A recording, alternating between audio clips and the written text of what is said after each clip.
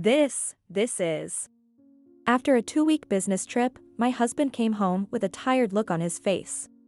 He casually took off his suit, threw it on the couch, and headed for the bathroom. I couldn't just leave it there, so I hung up his suit on a hanger to avoid wrinkles. That's when it happened. A piece of paper fell out of his pants pocket. The paper caught my eye because of its unique color, and I immediately had a hunch. When I looked inside, as I suspected, it was a completed divorce form. I see. So that's how it is. Understood. I'll do as you wish. It was the moment a fire lit inside me. My name is Sally, I'm 30 years old, currently a housewife juggling daily chores and my job. Looking back, my 20s seem to have passed in the blink of an eye. Marriage, childbirth, indeed, moments of life-changing significance were plentiful. It was a hectic time, but undoubtedly a period filled with happiness. I'm grateful for having met my husband. Now, outside the home, I work as a cooking class instructor, and when I return, household chores await me. Despite being busy, I'm doing what I love, so I feel very fulfilled. My family consists of my husband Gabe and our daughter Hannah. We met at work, and since we spent so much time together, I think we understood each other well. I've always admired my husband for his high work ethic. Our daughter was born 3 years ago and started kindergarten last year. She's very curious and made friends quickly. Thankfully, she goes to kindergarten without a fuss. Having some breathing space, I recently started this job. Not to toot my own horn, but my cooking class is quite popular. I've always been good at cooking, studying everything from basic home cooking to foreign cuisines has paid off. Recently, the number of students has increased, and the classes are full. I started with just 2 classes a week, but now 4 classes a week seems just right. It's true that I've become busier, but I've decided not to neglect housework or childcare. I always prioritize my family, putting my husband and daughter first. So far, I believe I've managed to balance both well. This conviction gives me a sense of fulfillment. However, it seems my husband feels differently. When I started the cooking class, he said, "Do what you like," but his response was lukewarm, and his expression was dubious. He was a so-called elite businessman, so we wouldn't have financial troubles even if I didn't work. Still, the future is uncertain. It's always better to have more savings for the future. Plus, having some free time, I wanted to try something new. It seems, however, that my feelings didn't quite reach my husband. Do you still have to do that cooking class? Are you dissatisfied with my income? One day, he directly said that. Despite being satisfied with his own income, my husband couldn't understand me. I desperately wanted my family, my husband, to understand, so I explained it to him many times. But no matter how many times we discussed it, he wouldn't listen. Our opinions remained parallel, and the situation continued as it was. The change came from a trivial trigger. It was during one of our many discussions, where I patiently listened to my husband's point of view. "You're my wife, so I wish you'd always keep yourself looking nice." That was one of the things he said to me early in our marriage. Before I started working, I made an effort to get ready every day, even if I had no plans, thinking I needed to be a good wife. I used to buy magazines every week so I wouldn't fall behind on the latest trends. But as life got busier, my makeup routine became the bare minimum. Especially during the first couple of years after our daughter was born, I hardly had time for that. I was determined to keep up with the housework, and with childcare, I hardly got enough sleep. Fatigue and lack of sleep must have changed my appearance compared to before. It seemed that was what bothered my husband the most. I understand, but childcare was tough, you know? A little understanding would have been nice. To my words, my husband would grimace and give me the silent treatment. Thus, our opinions never aligned, and I naturally found myself sighing. Since then, the distance between my husband and me may have grown even more. Lately, even when he was at home, he hardly looked at me directly. That alone was depressing, but it seemed my husband was also harboring stress. "It's like marriage fraud, how much you've changed." He got to the point where he could casually hurl insults at me. Then one day, as I was about to drop off my daughter at kindergarten as usual. "Hannah's mom, long time no see?" The one who called out to me was my closest mom friend. We lived in the same neighborhood and our families were close. Since my job got busier, our interactions had been limited, recently just occasional chats on WhatsApp, so it felt somewhat nostalgic. Good morning. Yeah, It's been a while since we've had a chat like this. Right? Since we're here, how about we grab some tea before heading home? I agreed without hesitation and we headed to a cafe that opened early. How have you been recently? At first, our conversation flowed easily with harmless updates. It had been a while, so we had a great time talking about our kids. Having a friend to share parenting worries with was truly a blessing. I think I talked a bit too much. It was a meaningful and enjoyable time for me. However, the situation suddenly changed. The atmosphere shifted dramatically with a topic brought up by her. Hey, where were you and your husband last night? I tilted my head, puzzled by her question. Because I had been home since the evening yesterday. Why? What's up? That's an odd question to ask. I deflected, answering her question with another question. Well, you see. After a moment of silence, my mom friend took a sip of her coffee and began to speak. She had a meeting with a friend at the station front last night. Arriving early, she waited at the designated spot and saw my husband. Being neighbors, she thought to greet him. However, my husband smiled, waved, and started walking off, arm in arm with a woman who appeared to be me, disappearing into the distance. There was no mistaking it was my husband since he was close to her. But the woman was a bit away, and her height and fashion resembled the old me, so it seemed like a case of mistaken identity. Indeed, last night, there was something off about my husband too. He returned home unusually late. And he came home smelling of alcohol, which was also unusual. Because my husband hardly ever drinks. Maybe it was a work-related necessity this time. With that thought, I tried to find a reasonable explanation for myself and resolve the doubts. However, considering what my friend told me, my husband's actions were indeed suspicious. After parting ways with her, I sent a message to my husband. I have something I want to talk about, please come home early today. It seemed confronting him directly was the only option left.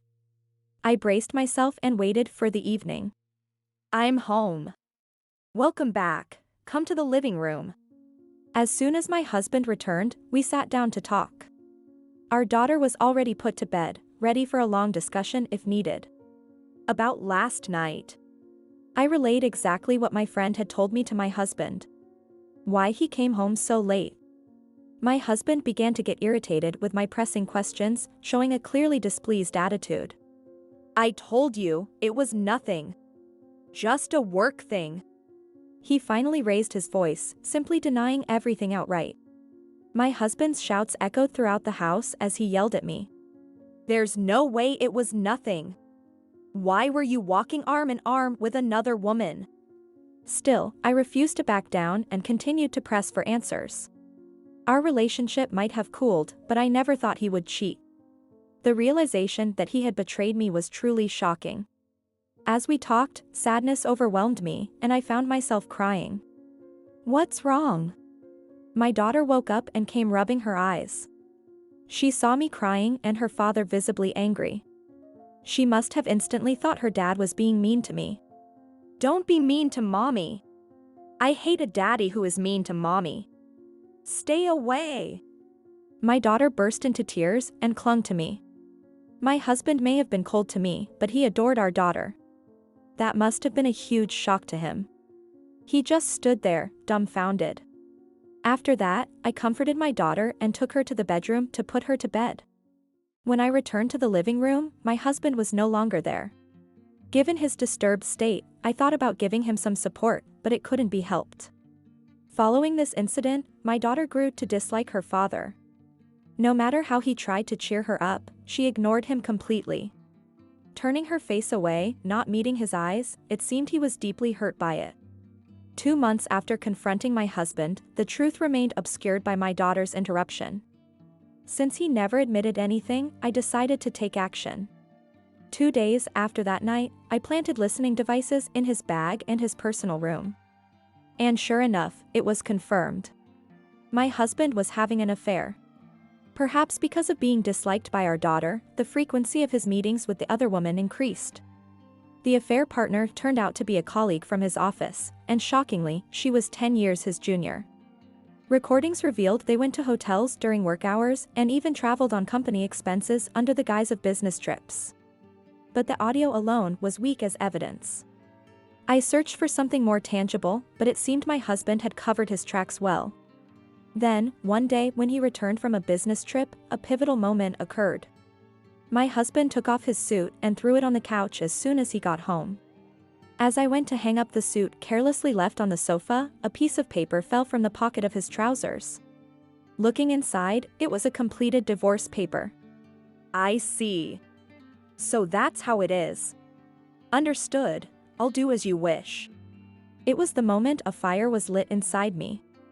Until now, I had intended to gather evidence to make my husband reflect. I'm sorry, I won't do it again. I wanted those words, but it seems that was too lenient. If he intends to divorce, there's no need to hold back. I resolved to thoroughly corner my husband. I collected the completed divorce paper and returned to my room. My husband seemed not to have noticed it was missing. A few days later, he said he had another business trip and left for work.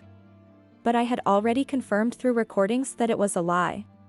This was my chance to move freely. To exact my revenge on my husband, I put my plan into action. 2 days later, he returned home as if nothing had happened. He must have felt something was off as soon as he opened the front door. The lights in the living room were off, and the house was pitch dark. It seems he turned on the hallway light immediately. Then, heading to the living room, he turned on the living room light. My husband was shocked, unable to understand what had happened at first. After all, the living room was empty. The sofa, TV, shelves, everything was gone. He panicked and checked the other rooms, but they were all empty. The house was completely emptied out. Confused, my husband called me in a hurry. Hey! What's going on? The house! Oh, what's the rush? I just did what you wanted and filed for divorce. Eh? Calmly responding to him, it seemed my husband's thoughts came to a halt. I've filed the papers properly. If you can't believe it, go check with the city hall. With that, I ended the call. After that, my husband called me several times, but I ignored them. I had said what I wanted to, there was nothing more to talk about. The next morning, it seems my husband went straight to the city hall. He confirmed the truth of the divorce. But, understandably not satisfied, he kept calling me. On the 5th call, I answered. We can't move forward like this, can we? Let's talk. At my suggestion, my husband came to a certain place. It was our now empty house we had lived in together. As my husband approached the living room, there awaited both my and his parents. Why? How come Dad and Mom are here? He couldn't hide his confusion at the unexpected visitors.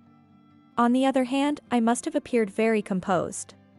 After all, I had been planning this since the moment I saw the filled-out divorce papers. Normally, between dropping off and picking up my daughter and my work, moving around would be difficult.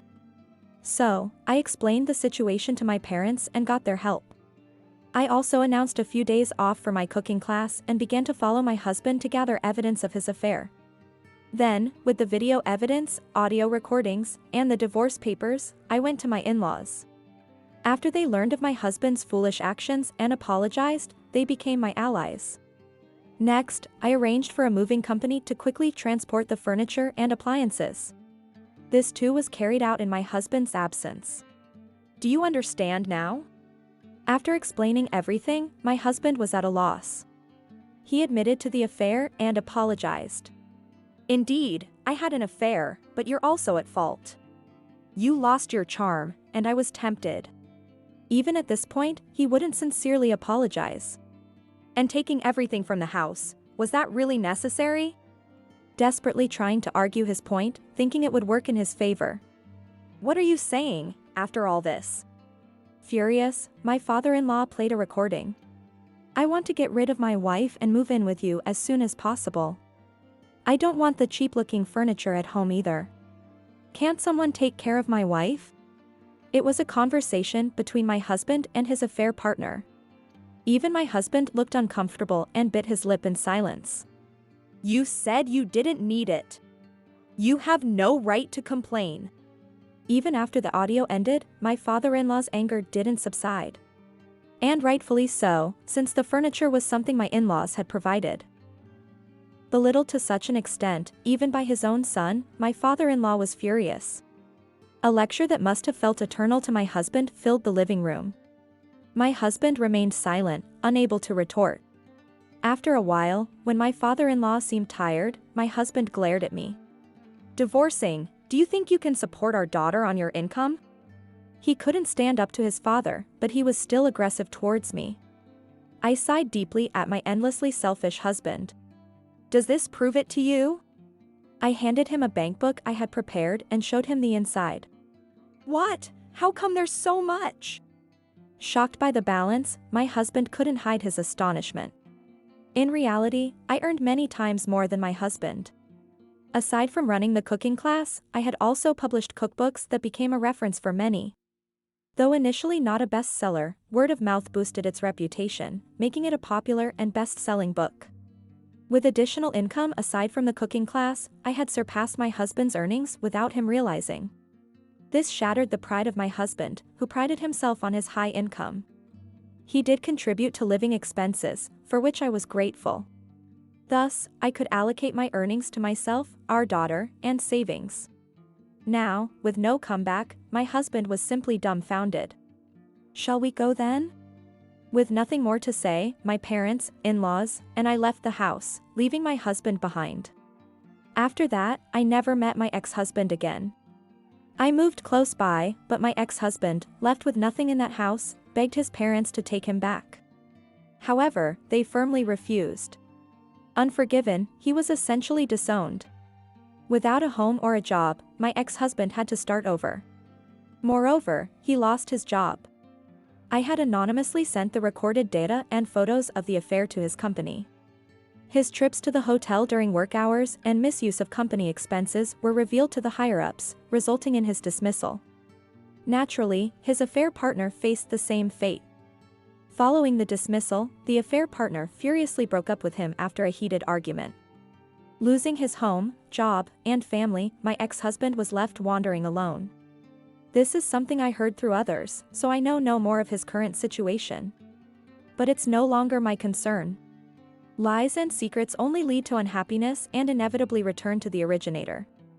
Reflecting on it, this experience made me fully realize that.